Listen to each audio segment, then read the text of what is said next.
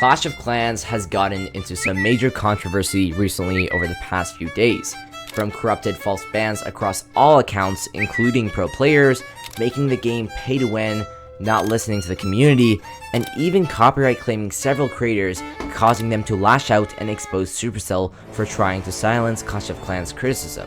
But mostly disappointed in what Supercell has done today. Today, I'll dive into all the drama, how it happened, and I'll be trying my best to give a non-biased opinion. This big outburst of the community was created on June 26th, as Clash of Clans YouTuber Clash with Eric from the One Hive team uploaded a 15-minute long video titled Exposing Supercell for Copyright Abuse and More to Silence Criticism in Clash of Clans. To the best of my knowledge, in this video, as the title suggests, Eric starts talking about how Clash of Clans is silencing criticism as several different channels, including his own, have started to face false copyright strikes to take down any of their videos on YouTube, community pages on Discord, and even as far as their Twitter.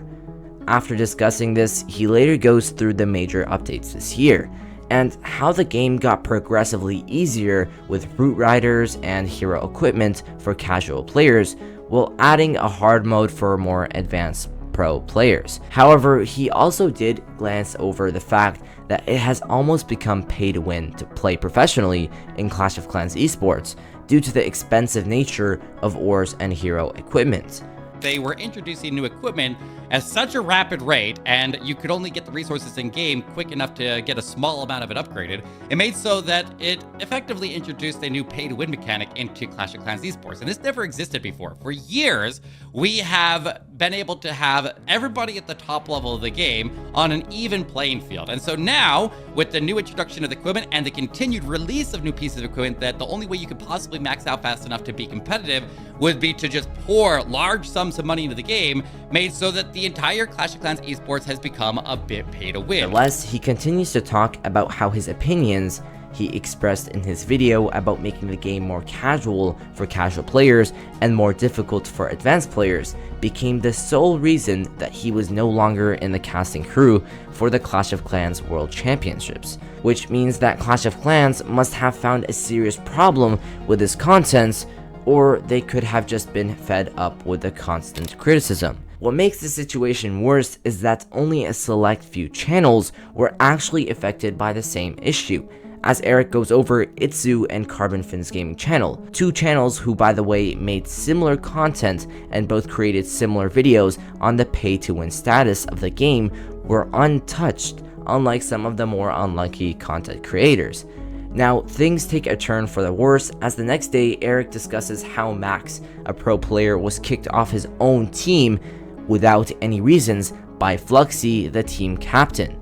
Now, this may not seem bad at first, but these qualifying Clash of Clans positions are worth at least tens of thousands of dollars. So when Max got kicked out for no reason, it was apparent that something fishy had to be going on, as it is only possible to change your roster after qualification with the approval from Supercell, and it's not like Max was a bad player at all. In fact, he had one of the highest hit rates in all of Clash of Clans, and as Eric states, demonstrating some clear favoritism in Supercell, as Fluxy, the team captain himself, is known to have some connection with Supercell employees that definitely provided him with this power. Nearing the end of the video, Eric shows one last victim, Erica, who got permanently removed from the creator program, just like Eric for speaking up on Twitter.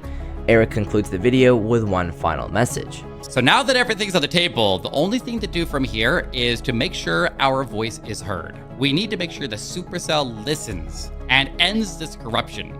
There is deep-set corruption in Supercell. They are actively abusing the copyright system to silence small creators. They are intimidating the larger creators into silence, and their actions are so egregious and obvious that I think anybody can see right through it. So what you can do is go onto the App Store and you can leave a negative review onto Clash of Clans. Whether you're on Android or onto iOS, go onto the App Store and leave a negative review so that they have to listen. And then go onto social media and let them know your opinions about the situation, because this is beyond messed up. They messed up, they started a war, and now they're gonna have to deal with the consequences. Also, Push this video out to any content creators who do React content so we can spread the word as much as possible and make sure that everybody out there who plays Clash of Clans or who has played Clash of Clans in the past are aware of what has become of the Clash of Clans team at Supercell in 2024. Thank you guys so much for watching. Thank you for supporting the cause, and we'll see you in the next video. Now, if it wasn't clear in that video, Eric, one of the nicest and most informational creators on the platform, was very mad, and he has a right to be mad along with the rest of the community on Twitter and Reddit, taking action and posting their opinions. So what have other creators said about this topic?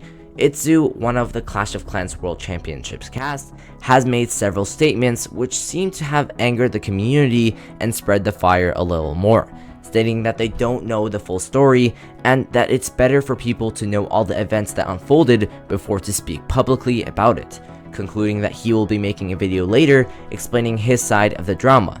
As for now, it seems that he has unfortunately taken the side of Fluxy, stating, "Please stop this nonsense." No one was kicked from the creator program for sharing his/her thoughts. Eric is just mad currently because he crossed a line, organizing witch hunt versus a player, which is more than disgusting. He is blaming everyone but himself for it, and Supercell is the obvious target for him. Sadly, people actually believe him without ever hearing the VM Legacy story. Everyone who believes players are only represented by their hit rate is wrong in this business. I will do a statement video about it tomorrow, since I see how many people follow his hate speech without thinking for themselves. What makes the situation several folds worse is the fact that this underlying issue didn't start today or several days ago.